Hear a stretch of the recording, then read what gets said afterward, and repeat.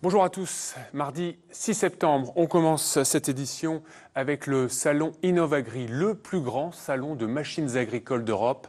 80 000 professionnels sont attendus à Outarville, au cœur de la Beauce, dans un contexte très particulier. On va y revenir, mais avant cela, présentation de ce gigantesque salon du machinisme. Reportage ce matin, Alain Eudes avec Aurélie Darblade.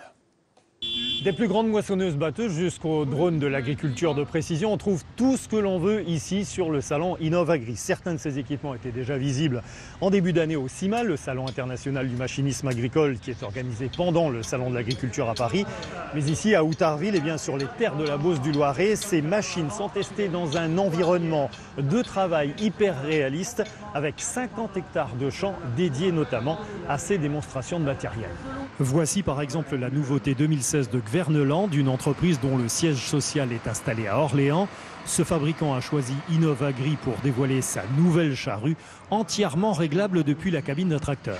Alors c'est un produit qui bénéficie de 6 brevets et dont l'objectif est vraiment de faciliter le travail de l'utilisateur, également la sécurité au travail et sur la route.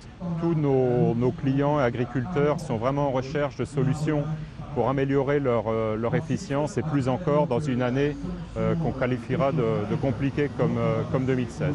Le contexte de crise agricole avec plus d'1 milliard d'euros de pertes de production en région centre, tout particulièrement dans la filière céréalière, va peser très fortement sur cette édition du salon Innovagri. Les 300 exposants auront du mal à remplir leur carnet de commandes, tout au moins auprès des céréaliers français. Et justement, de cette situation catastrophique, on en parle tout de suite avec Michel Masson, président de la Chambre d'agriculture du Loiret, en direct d'Outarville. Michel Masson, bonjour. Habituellement, le salon se déroule dans un climat plutôt festif de fin de saison, mais cette année, ce n'est pas le cas avec la chute de la production céréalière. Bonjour, oui, effectivement, aujourd'hui, la morosité se ressent, puisque les agriculteurs, notamment les céréaliers de notre région, ont beaucoup souffert, puisqu'on a des rendements qui ont chuté de près de 50%, fait historique qui n'est jamais arrivé en France depuis la nuit des temps. Donc ça, c'est un problème. Et en plus, nous avons des cours internationaux qui sont très bas. Donc en fait, on n'a pas de récolte. Et en plus, on a des prix qui sont très bas. Donc les agriculteurs se trouvent dans des difficultés économiques qu'on n'a même pas connues en 1976. La situation est bien plus grave qu'en 1976. Et en plus, ce n'est pas la première année, ça fait plusieurs années qu'il y a des complications.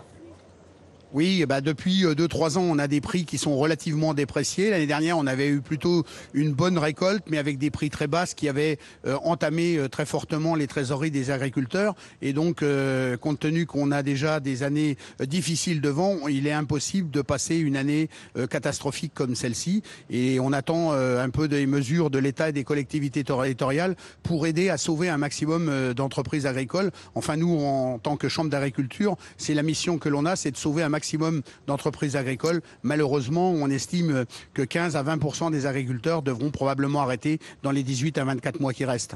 Oui, la situation est dramatique, il faut le dire aux téléspectateurs. Mais justement, pour les aider, Innovagri a mis en place un salon d'accompagnement sur le site, là où vous êtes, dont la Chambre d'agriculture est partenaire. Comment ça fonctionne ? Donc en fait, oui, c'est un village où les agriculteurs peuvent se rendre et rencontrer en tête-à-tête des techniciens pour exposer un petit peu leurs difficultés, soit financières, soit plus ou moins psychologiques, parce que les deux vont de pair. Et le but, c'est effectivement que les gens ne se renferment pas sur eux-mêmes, parce qu'on a quand même encore à l'esprit la crise de la vache folle avec des gens qui se sont suicidés. Et c'est ce qu'on craint plus que tout, c'est qu'effectivement l'isolement de certains n'amène à des drames humains en plus des drames économiques. Donc ça, je n'aime pas beaucoup parler de ce genre de choses, parce que on est assez pudique sur la question de l'agriculture, mais néanmoins il faut bien s'occuper des gens et essayer de renouer le dialogue et de trouver des solutions constructives, soit pour rebondir et repartir sur une exploitation avec un échéancier et un étalement des dettes, soit effectivement essayer de trouver une sortie honorable pour ceux qui devront quitter le métier malheureusement. Merci beaucoup Michel Masson d'avoir été avec nous en direct depuis Outarville. Dans ce journal, la situation est vraiment dramatique pour les agriculteurs. Michel Masson vient de nous dire que 15 à 20% des exploitations céréalières pourraient peut-être mettre la clé sous la porte dans les 18 à 24 mois. On y reviendra bien sûr dans nos éditions à venir.